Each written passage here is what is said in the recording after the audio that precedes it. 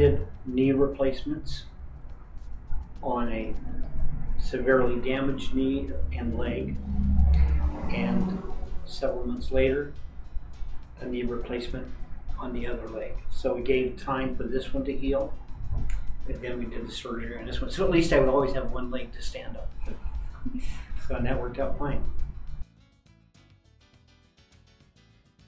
I was a mess. And I had a knee that had been twisted and turned in the accident, and this leg had been shattered, and they put a plate in, and the knee was completely shot.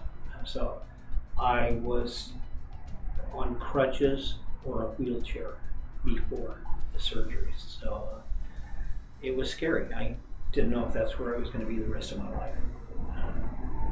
And I heard all kinds of people talking about knee replacements and they could be a problem and this and that.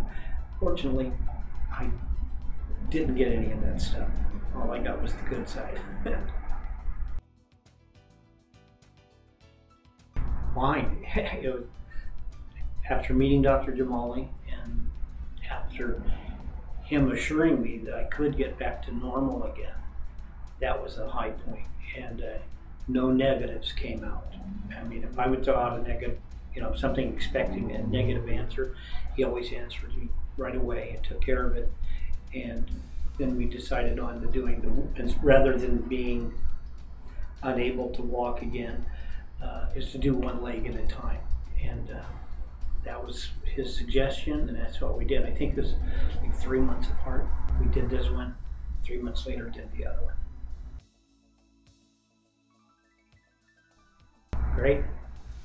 I have no limitations except what my wife puts me through. I think fear. Even though I was, in my 60s, I still felt I was a very active person and liked to do things, and that I might have this life as a handicapped person. Right now, Kelly told me, you should get this handicap placard for the car so we can park closer. So I'm not handicapped. I'm not going to get the plaque. So that was my greatest fear. And once those fears were resolved, then no problem.